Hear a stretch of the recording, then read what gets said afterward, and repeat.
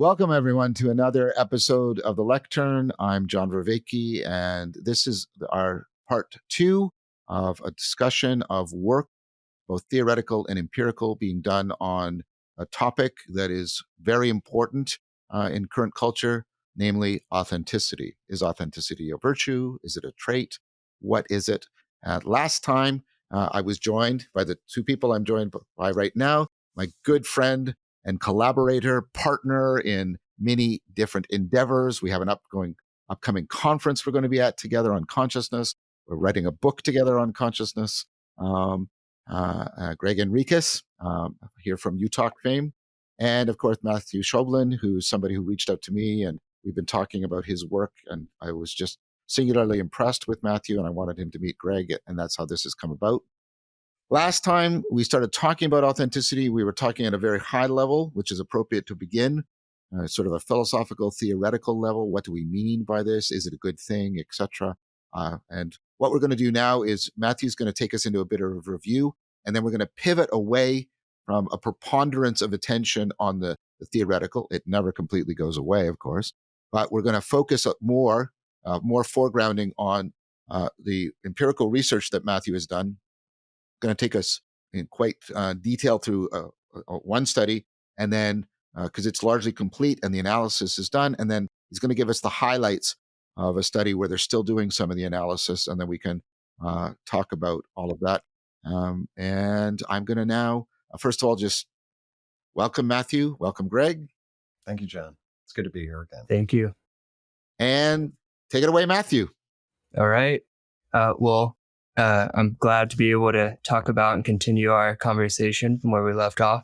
I'm excited to get into a bit of the design again as a refresher and go more in detail on what we've found so far, especially since I know Gregg was interested in kind of how we were lining up our empirical methods with all of this theoretical approach that we were getting into. So just a quick recap. We are looking at 2 studies today we're going to be going over. And the first one we went over briefly at the end of our last conversation.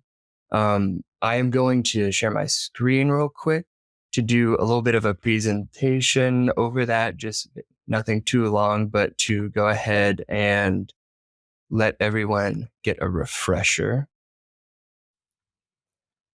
All right. Are we able to see? Looking good. All right. So authenticity, transformation, and agency. These were the big things which we were looking at. In particular, we're going to go through a little bit of the study design. But first, our research questions, just a reminder, we wanted to kind of investigate the relationship between this psychological construct of authenticity as it's been established in the literature and how it's kind of been approached recently, and its relationship with agency. We also wanted to investigate a similar notion with moments of self-transformation. A lot of the literature is kind of like encapsulating authenticity as kind of being true to oneself is one of the current standards and operationalizations of the concept. So the way that we measure it and propose it to our participants. And self-transformation has been posed as these moments where individuals have dramatic shifts in their self-understanding. So we wanted to understand how agency might differ between these. We also wanted to understand how differences in communion, themes related to communion might be related to each of these different forms of experience. Particularly, this study is a mixed methods approach, so both qualitative and quantitative approaches. And it is focusing really on the retrospective sense of agency. So we ask participants to recall these scenes, these authentic scenes, or we ask them to recall these self-transformative scenes, these moments of transformation, and then we code those narratives for different themes. And we'll get into the design a bit about how we're measuring agency as well. So this was all done online. We had done this, actually, the survey was provided online, but we collected these in person. And we had our participants go through a couple of different randomized balance sequences. So first, there was the first order, which was they wrote an authentic narrative, a moment where they felt most like their true self. They told us who was there, what happened, and what this said about them and their personality. And then we asked them to answer a sense of agency measure. We asked them to report to us how much do they agree with these statements about the agency that they had at that point in time in the narrative. And then we asked them to write the transformative. We had these 4 different kind of like orders just to make sure that we were doing our due diligence and making sure there were no carryover effects. But the main ones we want to focus on are 2 and 1 real quick. We can kind of ignore 3 and 4. Those were just kind of there for our balancing sake. But we asked for viewers to know, what Matthew means is there's certain kind of effects that show up when you order interactions or interventions with people: priming effects, carryover effects, interference effects. And what you do is this is called counterbalancing. You play with the order, make sure that the order isn't making a difference in the relationship between your independent and your dependent variable, the thing you're manipulating and the thing you're measuring. That's what he's talking about there. Well said. Exactly. Thank you, John. Greg, did you have anything to say? No, I just basically that's what I was going to say, but John beat me to it. Yeah. So we did run this counterbalancing just to make sure that we didn't have any of those effects. Lucky for us, we did not. They have not seemed to persist. We even looked after we finished our coding at some of the themes, and they did not seem to be influenced by the order effect as well. So we were able to essentially collapse these into 2 main groups: the groups where we asked about their sense of agency in the authentic and in the transformative. This sense of agency measure was created by Topol et al. 2017, the Likert scale. So 1 to 7, how much do you agree on these different statements we're going to provide you? And I believe it had 13 statements, such as the decision whether and when to act was within my hands. Actually, normally this measure is given in the present tense. So the decision whether and when to act is within my hands now, but we actually adjusted these to be retrospective. So at the beginning, it will say, at this point in time, and the narrative was, the decision whether and when to act was within my hand. Just some further examples. I was the author of my actions. I was completely responsible for everything that resulted from my actions. You could see how someone who is very, very high on this kind of agency might be a little bit, perhaps, as Gregg has discussed before, this idea of the justification machine. I think you brought that up last time, this field of justification that we're constantly working in, where we're trying to articulate how much of our own behavior is actually ours, how much is agentic, how much is this kind of post hoc justification of our behavior in a social landscape alongside others. But not to go too much into a rabbit hole, this is essentially the question that we posed after each of those narratives. And then we very quickly to go through, we gave some other measures of this is how we would normally measure general authenticity. So dispositional, the tendency to behave. I agree with the fact that I try to act in a manner that is consistent with my personally held values. So I don't want to go too much into depth about all of these measures. I'm sure if we had questions about them, we can go over them. So I'm just going to skip through some of them. We asked about authentic behavior, was the measure we just looked at, and authentic realness. Realness as this internal and external match in terms of the desire to tell others what you think, even if it causes conflict. Tell the truth, even if it makes others unhappy. We asked all of these different measures, authentic living, and I want to get across that all of these measures came after the sense of agency. And after their final narrative. So they were not asked about these measures in the context of the previous narrative they had wrote, like the sense of agency measure. So that kind of goes over the main design. We also had measures of self-alienation and authentic living. These are really interesting and strong measures. I feel out of touch with the real me. I feel as if though I don't know myself very well. I think this measure is going to come up again later when we talk about some of the results. Okay.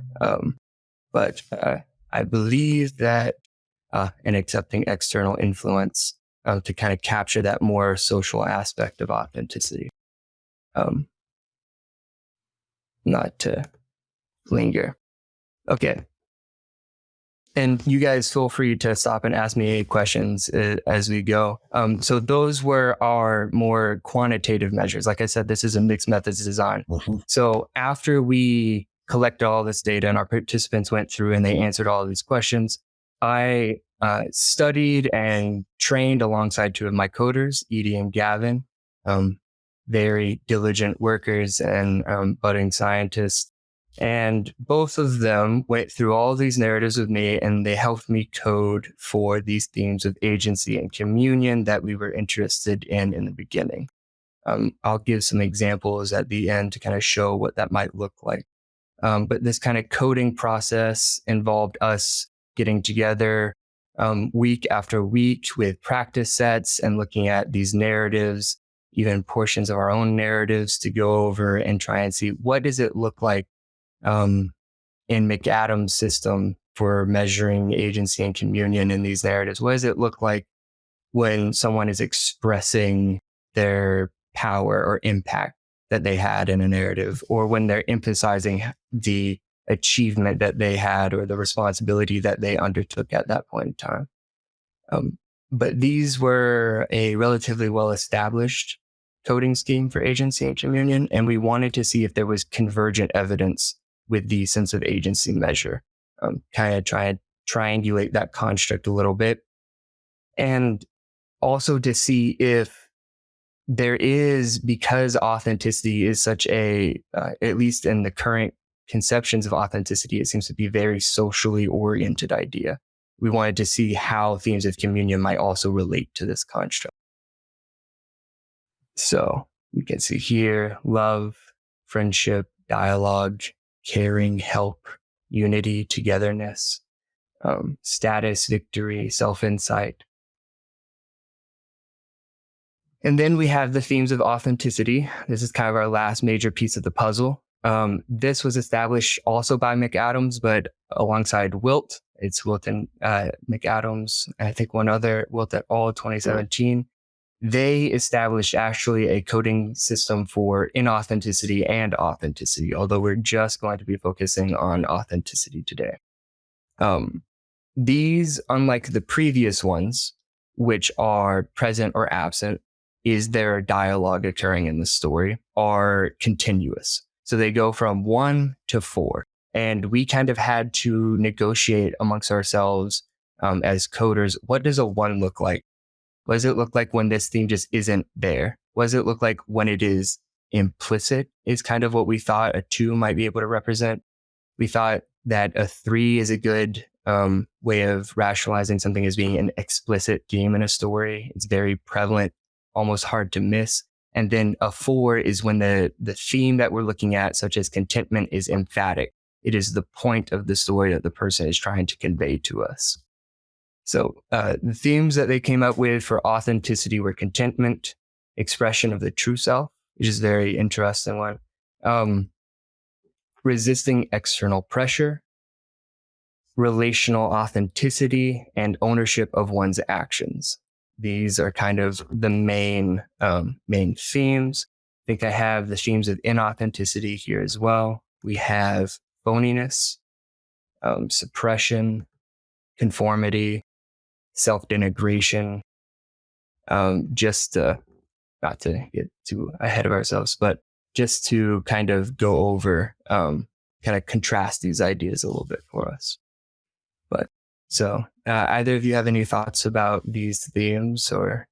Yeah, I mean, I'll just offer, if I drop these into the kind of basic structure of understanding human psychology that I come with through UTalk, you want to recognize that human consciousness is regulating, self-consciousness is regulating the relational field out here and its pressures, and does it through a persona, whereby then the persona is checking to see what consequences I will have relative to other people, how I'll manage my influence, manage my impression, versus an ego and core self, which are the I-me relationship from the inside. And so when we talk about being inauthentic, we're basically, context is when we are suppressing what we really think. We're presenting a particular way to sacrifice for or to convey a deference to some particular external authority to in a way that is, discordant with how I'm actually feeling. And so then there'd be the different ways in which you would do that. Would you actually lie, be a phony? Would you actually suppress? Would you conform? Those are all be instances in which the internal state is being manipulated, transformed, adjusted to conform to the exterior. On the flip side, then the question is, are you able to then go through the filter called the public-private filter and share, and under what context? If that sharing is happening in a way that's binding people together, you get some sort of relational authority. If it's a way in which you have to assert yourself and potentially bump up against others, then you're expressing self in a particular way. If it's a way that you then are finding your own voice, where your core self is being aligned with your ego and overcoming the stuff that you would normally be persona heavy on, then you're feeling like you're expressing yourself. So we can see that basic structure, I think, in relationship to the public-private dimension of justification and embodiment, in terms of whether or not I'm on the public field or the private field, and which is getting weighted, which forces, how are they interacting.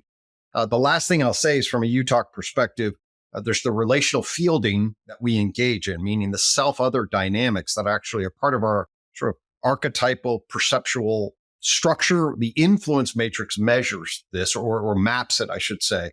And it says there's self over other. These are the agentic themes of things like autonomy relative to dependency, power up relative to submissive down, and sort of hostile defensiveness relative to affiliation. All of those are self over other. That's what we call the agentic quadrant. Okay. And the reverse is the communal quadrant. That is other over self, loving and caring, communing with, taking care of, being dependent on, submissive. And the argument is that there's these quadrants, process quadrants. John and I have talked about these as recursive relevance realization in relation and their opponent process dynamics. So when I hear agency and communion, which, by the way, is a little different than agency in other contexts, agency and communion goes back to the self-other dynamic relation, where agency is self in relationship to other versus communion is other in relationship to self. But anyway, those are thematic elements that are archetypal or patterned in relationship to the stories and dynamic relations that we have with others. And so we could pull off the themes when we create a story and say, oh, there's a beginning and end. It's going to carry particular kinds of dynamics. And so then we can start to think about what would be the correlational matrix between, a particular egoic expression in a field, what kind of tendencies would be. When are you submitting? That's the inauthentic kind of structure. And then what kinds of realizations happen? Are you connecting with others in a communal way? Are you fostering agency? Again, the agency is a little tricky here, because I would argue that I think what we're going to pick up, or what you potentially pick up, is agency comes from a number of different angles. I mean, John, think about it like the agent arena relationship, right? And then how much do you have regulation control over, versus agent as self versus communal in a relational dynamic. Those aren't going to be quite the same. So I would be a little cautious, or at least I would note that's the nature of psychology. It's like, well, there are a lot of different language games that are emphasizing different aspects. But anyway, that's the bottom line is what I would say is I like a lot of these concepts. They certainly fit, at least point to certain kinds of dynamics. I'd be interested to see what kinds of correlational matrices emerge in relation. So that's what I'll offer. I'll just offer something which is sort of echoing some of the concerns I brought up last time. These measures come from an individualized ego notion and a static notion that I find very problematic. Maybe that is what authenticity means now. It didn't mean that in Heidegger at all. For Heidegger, it was ecstatic, how you stood beyond yourself. Because you can think of a person whose inner life is maybe like driven by some horrible compulsive addiction that they don't like, they don't identify with. That's their inner life. And maybe their behavior is completely consonant with that. The public and private are completely consonant, but they don't feel like they're acting authentically in the Heideggerian sense, because the relationship between their current self and their future self, or their current self and their ideal self, is way out of whack. Yeah, I love it. And so I've always been very unsatisfied with the one dimensionality, just inner, outer, rather than, yeah, but there's also now future, and there's also, this self and higher self aspects. Yep. So I just, good point. And we talked about that last time, and I don't want to go into it in great detail, but you were sort of asking about reflections. This is not in any way to besmirch your work, Matthew. You have to work with the tools that the discipline gives you, or they won't listen to you. I'm not, I get that totally. You gave us an opportunity. And so I just wanted to say, I have concerns about this model of authenticity losing its proper philosophical heritage and being overly reductionistic. So just voice them one more time right here. Mm-hmm. Yeah, no, I completely and wholeheartedly agree in so many different ways about what you just said. And I think that there is a particular problem that kind of gets at the core of what both you and Gregg are pointing at in some ways, or it's something that's very convergent between what you're both saying. And I think that this is a problem that I think, Gregg, you might be pointing at whenever you have previously discussed this idea of the need for a meta theory of psychology that can get this idea of the interiority to the exteriority, this more holistic understanding of the psyche of the individual that makes space for these transjective dynamics. And honestly, that also incorporates a more dynamic process model of the individual as opposed to an essentialist. Yeah. Here's another way of, if I were like we would have a bunch of experts like me and John and you and whatever, and have a basic framework for understanding. Then we could watch experts watch people interact. And then the experts could delineate a particular set of, that is what's happening here. Right. Okay. Now think about what's actually happening in their measurement. You're actually testing people's systems of justification, their networks of proposition of how they make, retrieving a memory, and then you're looking for matrices of analysis, right? What we're going to bring to bear, where the concepts come from the behavioral measurement people, say that we can pull variance out, and then we're going to stitch variance together inside the stories that we pull from people, okay? Validating them on different research lines, okay, with different language games, emphasizing different aspects of reality from different perspectives. Okay, so it's a pretty serious problem if the lensing structure that we're using to identify this phenomenon is to pull out psychological constructs from different angles. Okay, then try to measure them in terms of clustering propositional networks together. Then ask people that don't know about these concepts to reflect on themselves, see what their propositional networks are as they remember something else, and then bring together a cluster of analyses to say, here's your matrix, and this thing correlates with this, and this thing correlates with this, and now we're going to extract the ontology of these concepts. It's like, we'll learn some things. Yeah. But to me, the measurement concept structure is really pretty weak tea. Ultimately, that's why I get become. And I'm not, again, like John said, I'm not criticizing this per se. It's just that I wish there might be other ways of binding our understanding and measurement together. But anyway, we'll just go from there. Yep. Absolutely. One of the things that I think might be a little helpful and might point to why I think a mixed methods approach kind of helps a little bit with that is this idea that these themes that were created by Will et al., Will and McAdam, I believe there's another, but I'm forgetting their name off the top of my head, but it is this approach where we ask our participants, like you said, there's this problem where we devise these constructs and then we ask our participants to describe them and then we draw from those inferences. But one of the things that we do get from that is this, we are able to kind of look at these themes that are being drawn out and then look at how they kind of clump together. And that was one of the things. I agree. I think you're right. You're making contact with that through the mixed methods approach, which is really crucial. And I appreciate that complementarity of perspective. And that will increase, in my estimation, the validity that you're able to pull out of it. So, yeah, I agree, Matthew. I think mixed method is on the way to addressing some of these theoretical and meta-theoretical concerns.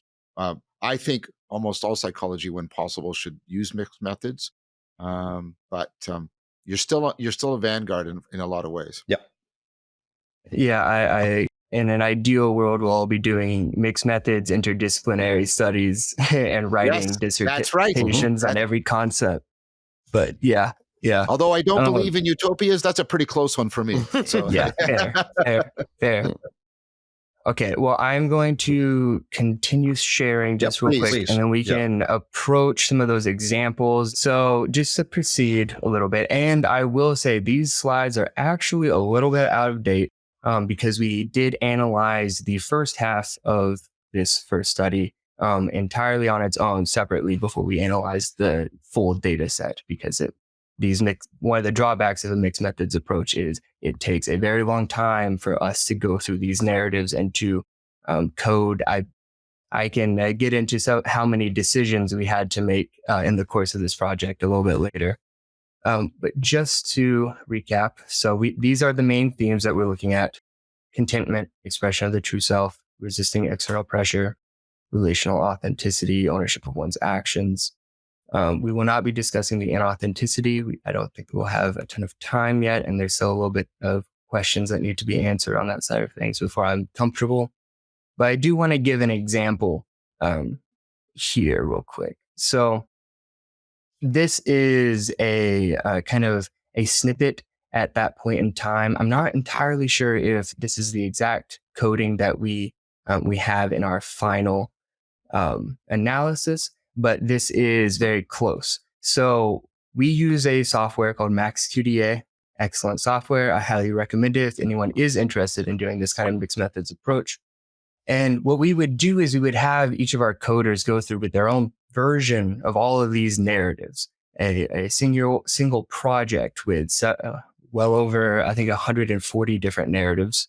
And we would go through and essentially highlight where these themes are located in the text. Where can we point to it?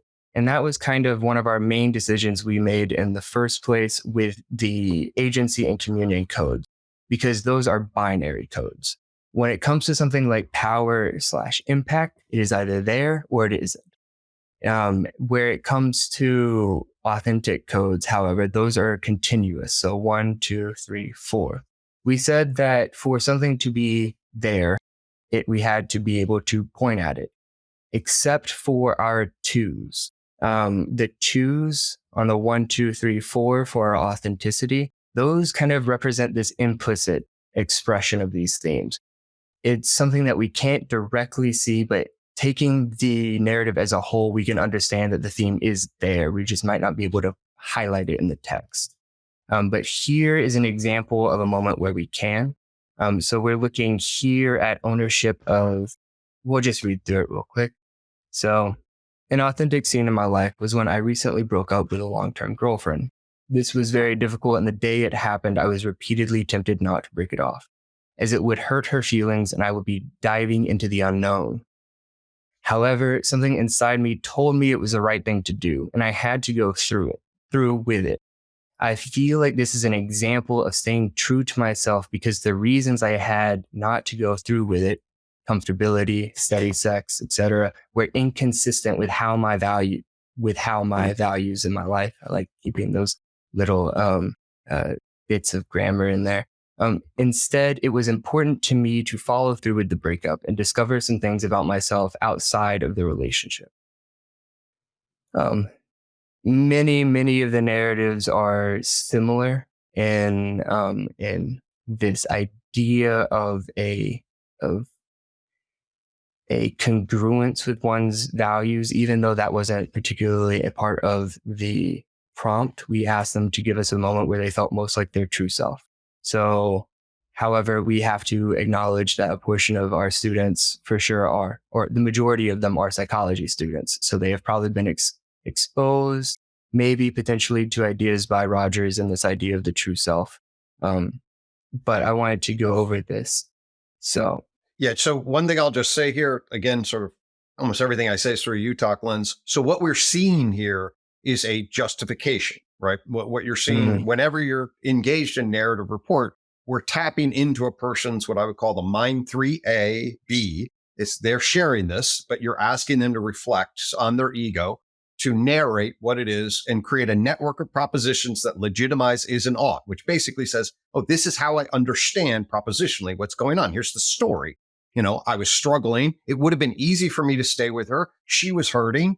But at the same time, there's something aspirational. He didn't use that word, but that's clearly what he's pointing to. There's aspirational becoming that's available to me if I go through this path. I will be on more of a hero's journey. I will be able to explore. I won't be constrained and sort of contained within this relationship, which I feel, ultimate. And I had to break through the constraints of her needs and my ease of need in terms of comfortability, sex, etc. Right. So essentially, I would just say, here's a justification dynamic. Okay. Now we want to put it in context. He's getting primed and prompt. These are all the ordering effects and everything else, because the justification system, it grips a memory. And then after the fact, it re-narrates. In fact, we could tell if he stayed with her, he would be saying things like, well, I really wanted to care about her and things were this. And, who knows what's going to happen? And the narrative would shift, because that's the way sort of justification dynamics work. But anyway, we can see it's great. It's enabled to see the way the propositional system is capturing, realizing certain elements, legitimizing them in a particular way, and binding them together to actually say, yes, this was there was an aspirational becoming capacity that I tapped into myself and followed that path rather than the more constraining path that was actually good for the other, but not really good for myself. Therefore, would be sort of an inauthentic or constraining structure. So that's the way I would sort of just interpret that system. So that's their justification system on that particular event. Thank you for that, Gregg. I'm just intrigued by the something inside me told me it was the right thing to do. And the performative contradiction in there of a single self, and yet there's something inside me telling me what I should do. That's a really interesting bit of phenomenology there to pay attention to. Agreed.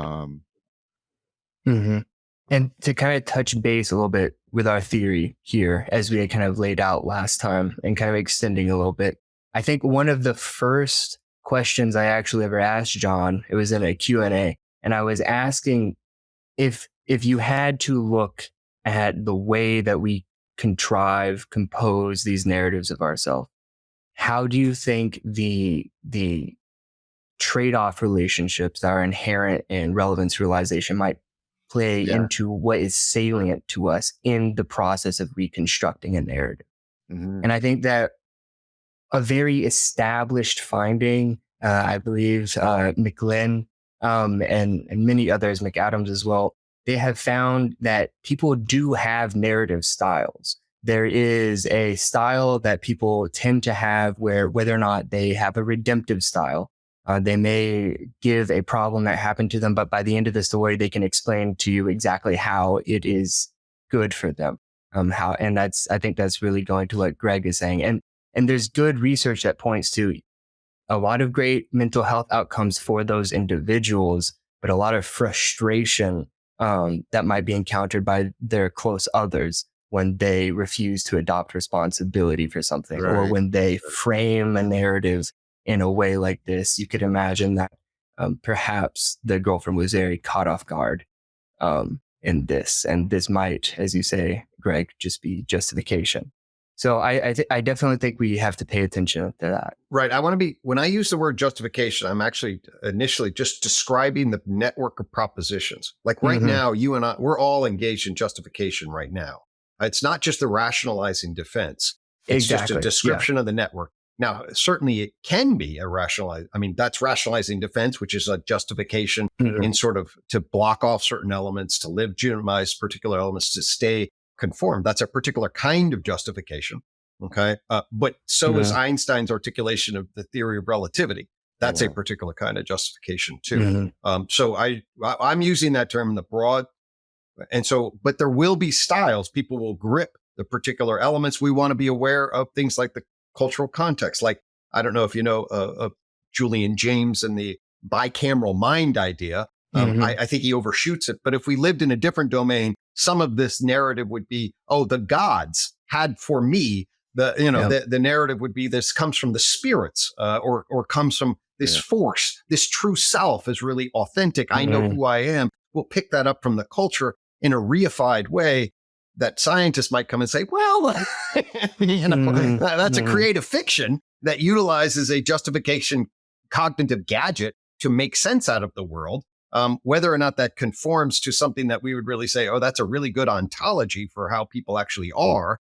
That's a whole nother set. That's why you get into this, this is the social construction, the justificatory constructive narrative of what's unfolding, whereby people are given tools to make sense out of themselves.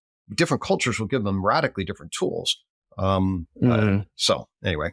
I didn't mean to kind of like simplify and use that term for this kind of defensiveness. I think I am being influenced a bit. There is a particular little line in this authenticity research that has begun to view the entire purpose of authenticity as it is expressed as a form of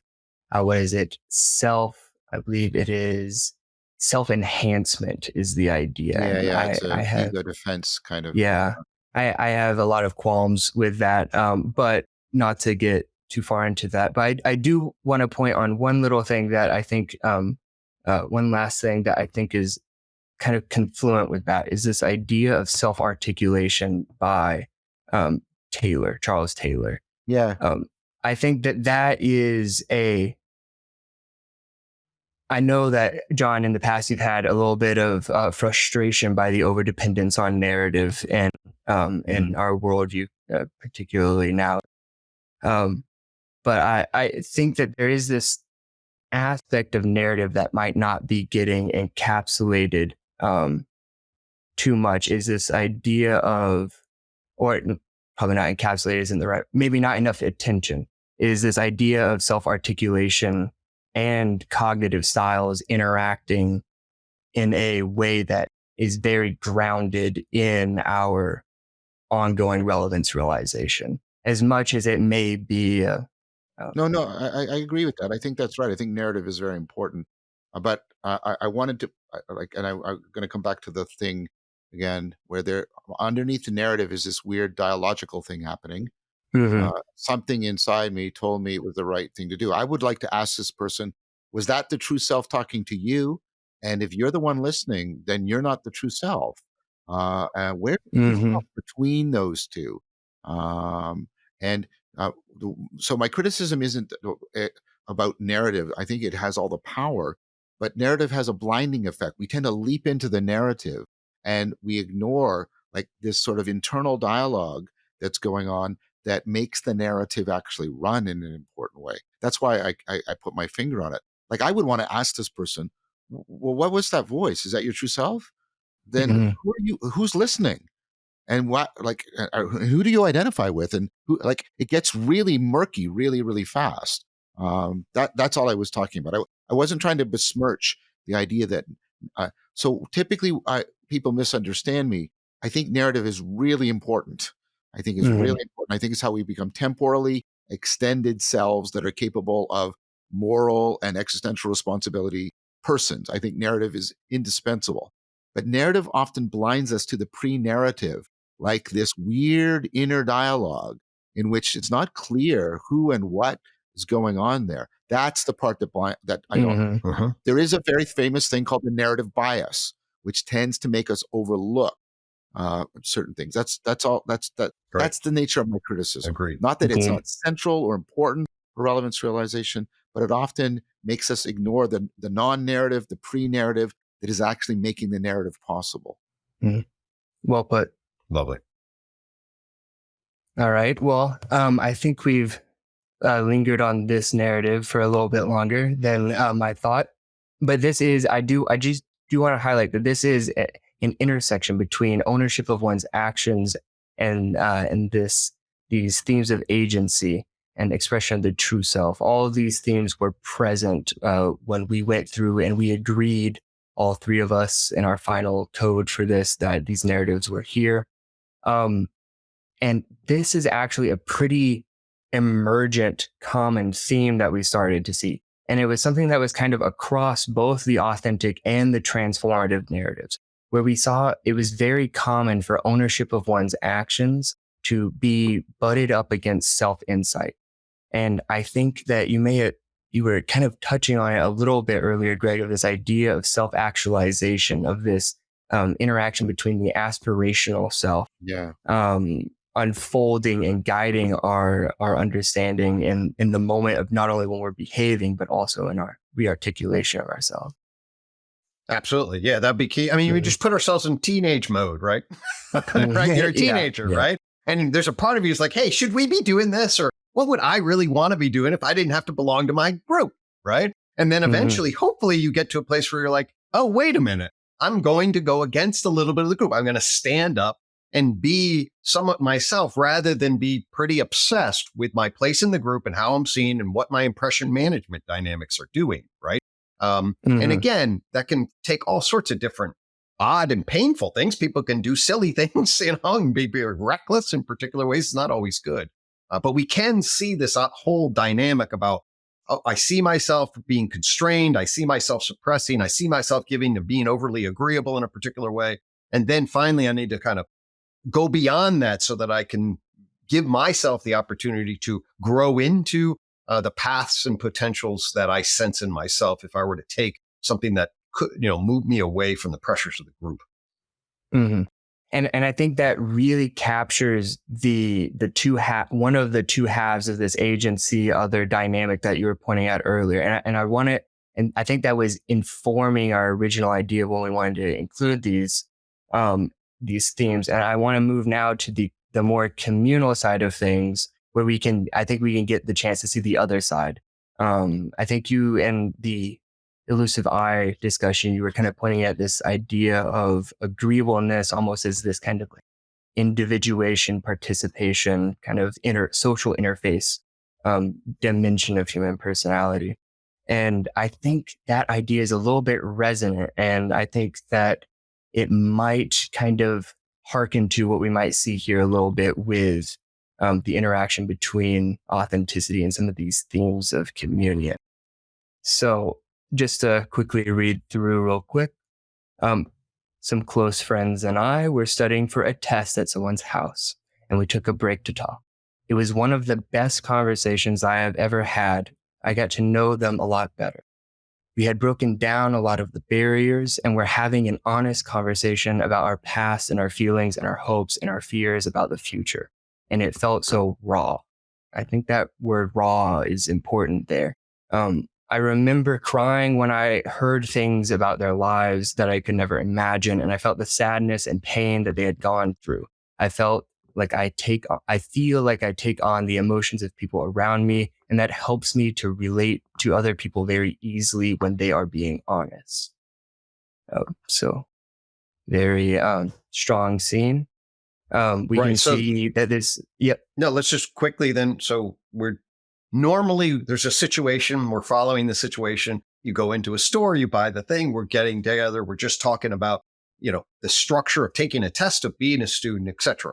There's all the contingencies for our personas so that we get along. And inside, there's really a lot of real stuff happening to us that we basically block. I became a psychologist precisely because I found so much aliveness when the stereotype filtering of the social environment, came off. And then behind the veil of that filter, the quote unquote real action of what's happening in the I core, ego core self relation that is generally filtered out, but is so real from within, is then the opportunity is expressed. And when you get harmonization between groups and do that, you get the deepening of intimacy, right? This is what intimacy is ultimately, is a be it transcending the general social conventions and finding the real particulate resonance that person A would have with person B, to share in the intimacy of that, and then bind their communal selves together, core communal selves.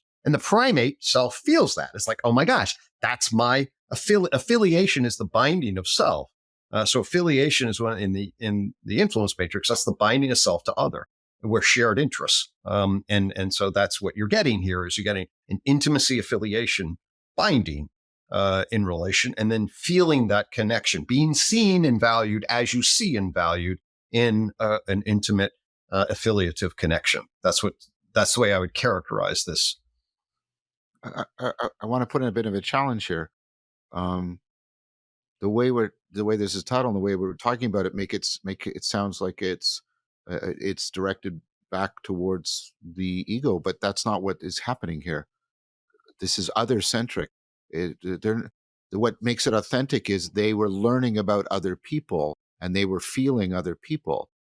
Totally. So yeah, the key is affiliation. It's the binding of.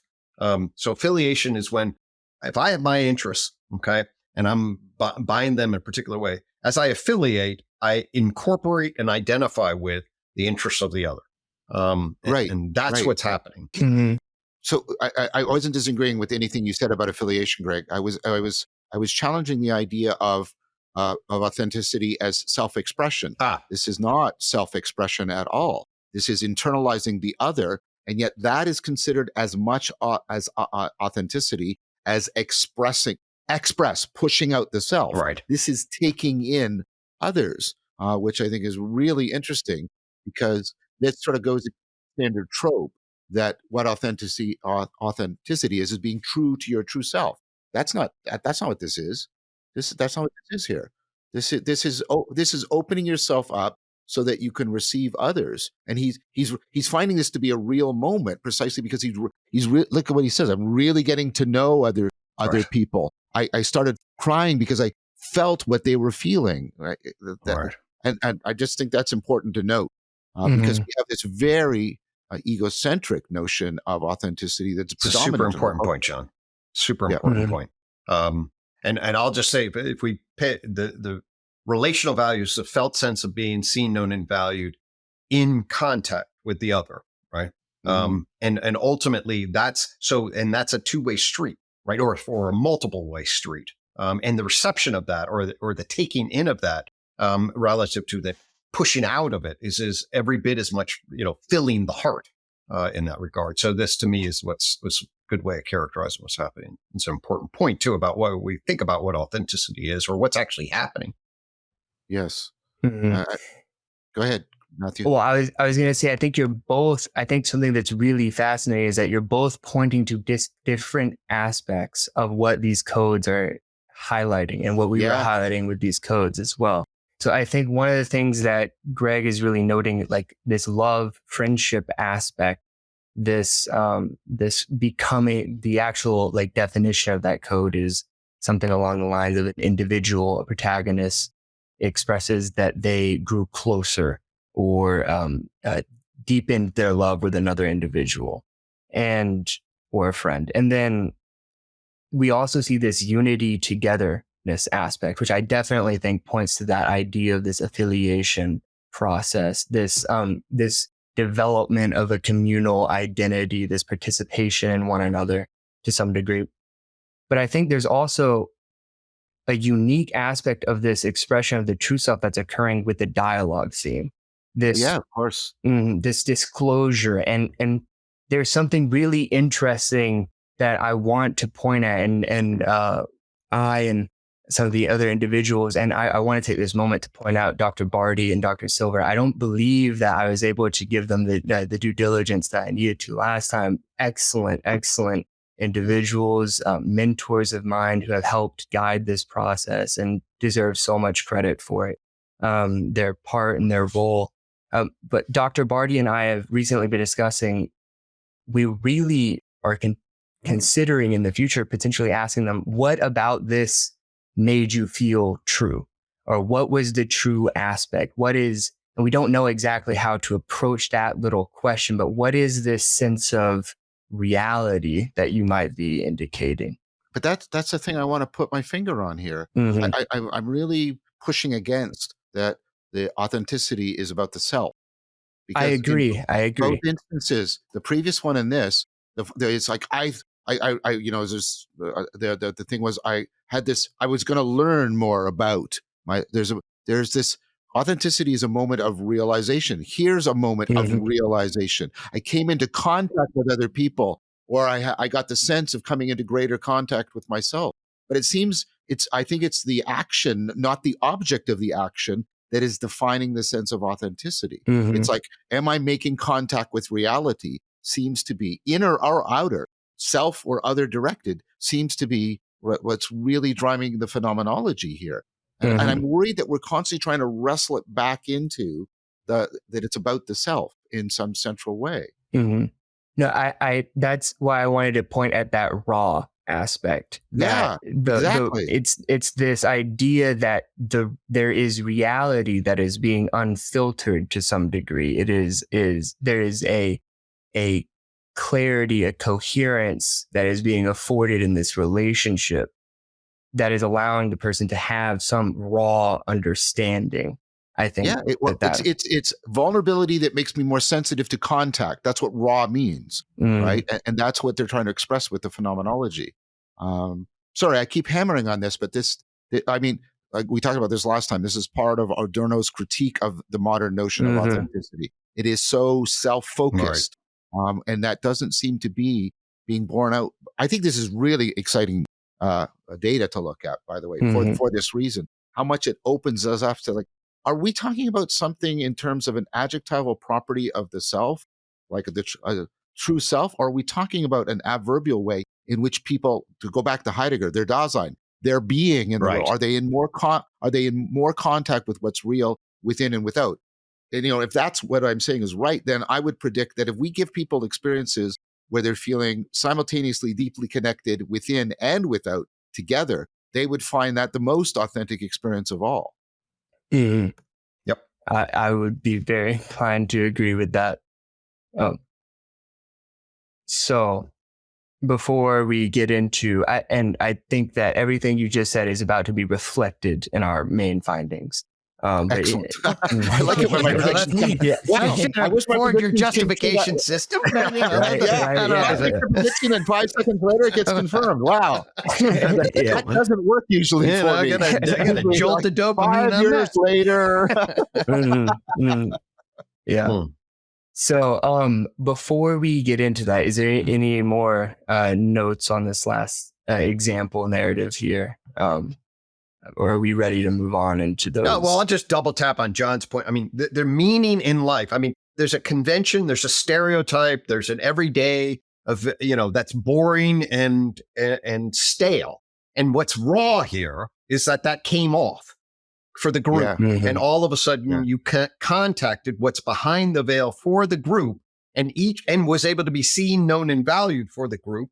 And you get this binding to, oh my God, we're real people in the world apart from this conventionality, everyday stuff that everybody boxes themselves into. And man, does that feel more real than just going through the motions. I mean, I'm saying that in a very, everyday sort of way, but that's, we put it in what's the gut feeling. That's the way I would frame it. And that's essentially what John's saying in a sophisticated way.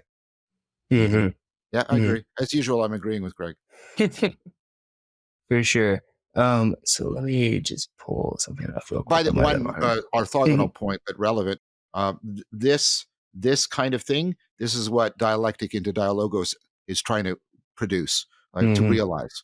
You can't manufacture it. Dialectic is a set of practices so that this kind of thing prepares you for this kind of thing showing up. Because if you try and manufacture it, because of what Gregg just said, then it doesn't show up at all. But but there's things you can do you can't manufacture it, but there's things where you can prepare so it's much more likely that this will take on a life of its own and appear for you.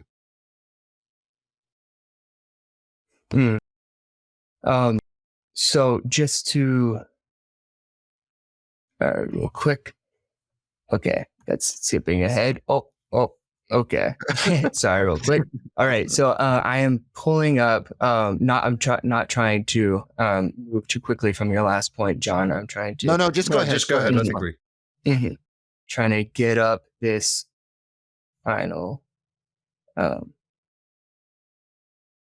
Okay. So I'm going to stop sharing real quick while I pull up some of these final points, and I want to really go in on.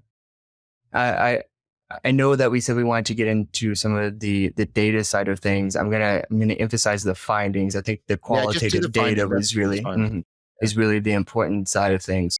But I just wanted to go ahead and say that after we did our analysis of the overall first half of the set of data, before we did the overall analysis in the end, we did find some significant findings. They kind of inform some secondary hypotheses that we had later, and we can get into that in a little bit. But just to, I think, refresh everyone on the initial hypotheses, which I think are kind of important to keep in mind because they informed our analyses as well. We hypothesized that there would be a higher sense of agency in the authentic narratives over the transformative. This was kind of informed by this idea that authenticity might be involved in either the expression or development of the individual. Kind of regardless of what those mechanisms might be, we thought that it might have something to do with agency. And we thought that there would be relationships between that agency and the agentic theme. And we also thought that there would be particular relationships between the specific authenticity themes and the sense of agency. After looking at our analysis, we did find that there was a higher sense of agency, particularly, I believe, a higher positive sense of agency. In the measure that we looked at earlier, I don't think we touched on it much, or I failed to, but there is a positive and a negative facet to that sense of agency. And they are correlated with each other, but they are not the same construct. One is this idea that you are being influenced and you're more under the control of your environment to some degree. And one kind of emphasizes this direct control over your thoughts and behavior. And the positive aspect of of agency was more prominent in the authentic narratives than in the transformative. There's a significant difference between the two groups. And then after we had found that, initially the only predictors that we had, because we ran our initial analyses on the first half of the data without the full set of codes, was we found that an individual's current level of self-alienation did influence how much agency they attributed to themselves in those, where there was a negative relationship between one's current self-alienation and the amount of agency that they were willing to attribute them to themselves in either of the narratives that they wrote, which was a fascinating finding. And I think it's important to kind of frame that before we talk about what might be the relationships between the individual themes of authenticity and agency, because it is a current measure of one's authenticity, the self-alienation, and it has to do with being in contact and understanding oneself. So if we take that into account, there may be some process that individuals who have less contact with themselves or claim to might just attribute to themselves less agency in these narratives overall. So just want to clarify that. It's an interesting finding. It is. I agree. That's interesting. My instinct to say a ton of statistical numbers, I'm trying to quell that down. Yeah, please. Yeah, no one wants to hear all of that. But then I thought that I do want to emphasize that negative self-alienation, negative sense of agency was not different between the two narratives. Individuals reflecting on the negative aspects of their agency in those moments, how much control they felt other people or their environment had over them, was not different significantly between the two narratives. But self-alienation did also predict differences in that as well. So just an interesting background. And then luckily, or any ideas Well, on no, that? I mean, that would probably just get us into, if we want to stay out of the data, I'll just inhibit that. Yeah, if we feel like returning to Right, it, yeah, I'm all for it. Don't worry, I got it all right here. I'm going to crush my true data self and just say, let's move on. yeah, right. Yeah. So, but it was very, very interesting once we actually got our hands on the themes, which was this very culminating moment we've been working on for over a year and a half. Everyone had been putting in all of their hard work. And we did find that there were significant differences in the themes between the different stories. So in terms of the authentic themes, we did find significant differences in the amount of those particular themes across each. So the only one that we did not find a significant difference, the presence of, was resisting external pressure. And I think that is because that was generally a very uncommon theme for us to find, especially at the higher approaches. And we did approach the data in a couple of ways where we had just present or absent. So was there a 2, 3, or 4 for those authentic themes, and kind of made it dichotomous in the same way as the agency and the communion themes? And then we also made it continuous. So how much was this theme important there? And it seemed for, when it came to attempting to predict the agency, or sorry, I'm getting a little bit ahead of myself. It did not seem like there was any difference in the presence or the intensity of resisting external pressure. But there was significant differences in contentment, in relational authenticity, and in expression of the true self. Those three were far more prevalent in the authentic narratives, and they were.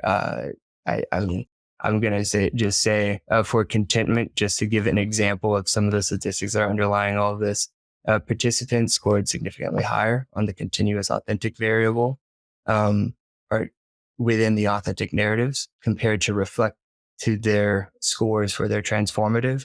And it was about a Cohen's D. So like the magnitude of the effect was 0.91. So is a especially notable. Mm-hmm. Yeah, for personality, that's pretty high. You have to tamp that down a little bit because it's an experimental design. But it is a very notable difference. Fairly notable, I would say. Exciting nonetheless.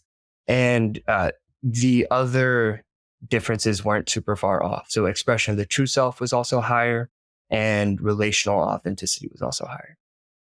Ownership of one's actions was actually higher in the transformative, which was counter to what we expected. Particularly given the fact that ownership of one's actions, we had assumed would be related to the sense of agency that people would have. And then that comes back later when we approach the data set to attempt to look at what exactly predicted the sense of agency for each of those narratives, which we can touch on in just a sec. I do want to talk a little bit about the agency and community codes. In terms of the community codes, we did find that there was more community codes in the authentic narratives and more agency codes in the transformative. But those were heavily, heavily driven by self-insight. Self-insight was the primary agency code, and it kind of makes sense for these transformative narratives. We're asking them to give a moment where they had a change in their self-understanding, and self-insight was by far up and away. It was almost well over. Mm-hmm. Yeah, basically the theme. Dripping with relevance realization. Mm-hmm. Yep. and very interestingly, when you take into account what we were discussing earlier, where self-insight and ownership of one's actions were very commonly paired, and those were the two that were most significantly more expressed. But not to get too far deep into the weeds, I did want to talk about what predicted agency. And when we added in just the continuous variables, the continuous authenticity variables, none of them turned out. Especially, and neither did any of the agency or communion variables that were present or absent. So it's a little disheartening at first, but then we thought we would use those present and absent variants of the authenticity codes. And we also looked at the total amount of communion themes and agency themes. And it turned out that, at least in the authentic group, what predicted the sense of agency was the total amount of communion themes people had, which is that, right? And also the total amount of ownership of one's actions. Right. Yep. Even though that was more prevalent in the transformative, Right. which I think is very interesting. And self-alienation remained significant. So all three of them individually contributed to the sense of agency in these narratives. One interpretation of that, and I mean, and take this with a grain of salt because much has to be done, but like this is kind of like preliminary prima facie evidence for a dialogical self over a substantial self.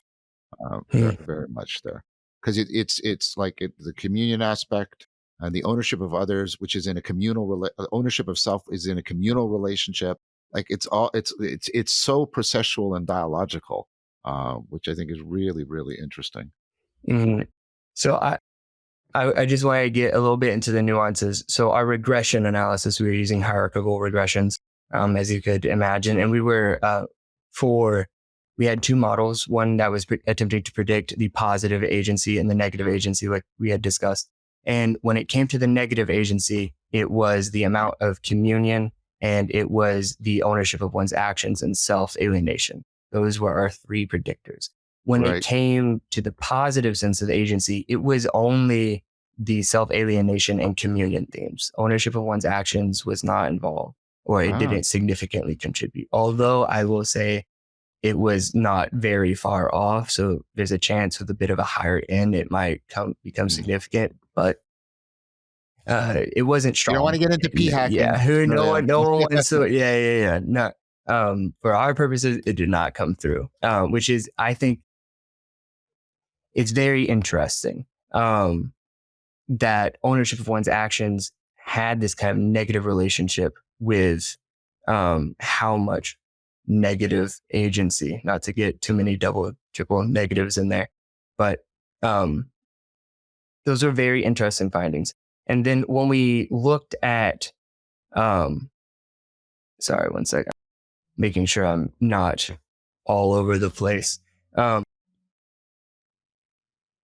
I did also want to touch on the differences in the transformative narratives, trying to predict the agency in the transformative narratives, because there were some very, very interesting findings, particularly the only thing that predicted significantly above self-alienation was the relational authenticity score. All right. And it had a negative relationship. A negative relationship. Negative relationship. So the more a person expressed the themes of relational authenticity in their transformative narrative, the less agency they had, or on average, it predicted less agency, I should say. Is that a second step, though, following the self-alienation? Are you doing a stepwise here, or are you doing, in terms of just the regression predictors, is that dynamically interrelating with the self-alienation in the prediction? Do you know? So it is predicting above, above it, moving them in either way in the model, and then accounting for interactions. Okay. Nothing is going on in terms of the two together. But this feels like people's grokking of authenticity is not internally consistent. This is another thing that's coming out for me. Go ahead. I did want to, I know I just went through a lot of statistics for our audience. I don't want to overwhelm everyone, but there are some very interesting facts in there. And I think I might have an interpretation of why that latter case might be. Yeah, I'd like to hear it. And then let's have that be the last thing, and then you're gonna have to come back again, and we're gonna have to do the meaning in life stuff. Yeah. So just a very interesting thing. There was throughout all of these narratives, particularly in the transformative ones, you would occasionally see a narrative where there was authenticity, there was relational authenticity, and it wasn't always this kind of mutual back and forth kind of opening up to one another that we saw before. One example is an individual who was struggling with drinking. They were studying abroad, they were struggling with drinking, and they had been abroad for a full semester, and they came back from being abroad, and they had realized that they had just lost control of their drinking, their stability, their ability to manage their time, their schoolwork. It was all kind of falling through. But it wasn't some self insight that caused this. It was someone, I believe like an older sibling, sat them down. It was like, you need to wake up. You need to be aware of what is happening. And it was coded for relational authenticity because there was this sense that they were comfortable with each other in the expression of truth. The expression of truth, thoughts, and feelings is a part of what that code is. And we thought that might be kind of representative of something that might be occurring, although we do need to look a little bit more closely. Okay, what's your overall interpretation? You threw that out, and I mean, obviously, good science moves back. You go out into the data, and then you have to gather it all back into an explanation. What is the interpretive explanation you're coming up with? Not to foreshadow to things in the future, but we did talk a little bit about meaning and and congruence with one's environment, this kind of fittedness. Yeah. And it definitely seems like this supports some of those ideas. It seems like it's preliminary evidence, kind of convergent evidence that when we feel this alignment, this congruence, not only with our self-concept and with our goals and aims in the environment, not only when we feel like we're being afforded, but also when we feel like we're able to congrue in almost a kind of harmony or a unity, a togetherness with the people around us, that can give us potentially this insight into what is most true or raw, as it was said before.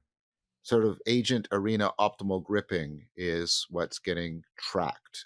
Is that sort of, does that land for you? Is it, for sure. I definitely get that sense. And I think it's so important when we think about this idea of this process of composing ourselves by recalling moments when we were who we thought we were, or when we went under a transformation, and we see that there are things in the environment, or there seems to be relationships that can be developed that allow us to kind of cultivate that identity, and we hold on to those.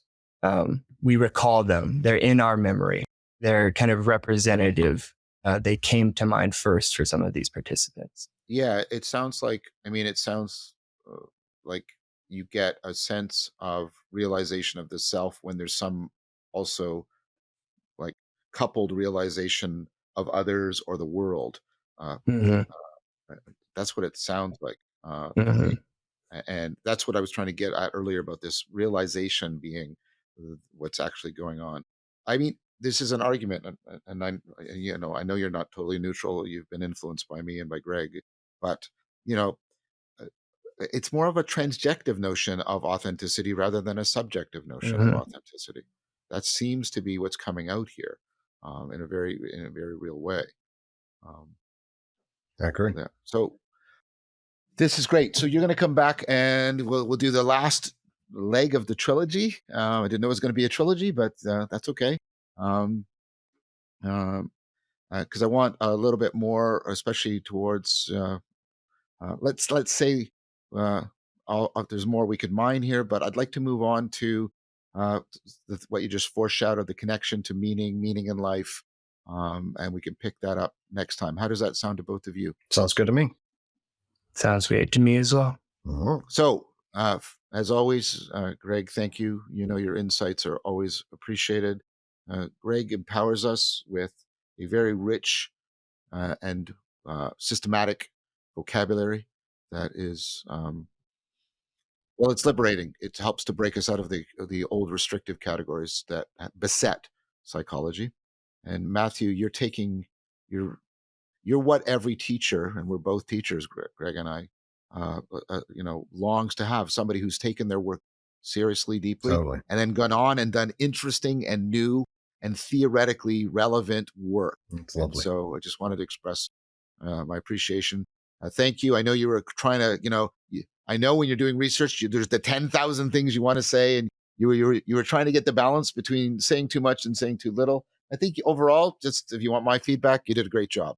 Thank you. So thank you I enjoyed the very much. conversation a lot. We'll have you back. We'll do one more, and we'll really focus in on authenticity and meaning in life, and then that'll sort of, I think, wrap it up, at least at this stage. I think that'd be great. I look forward to it.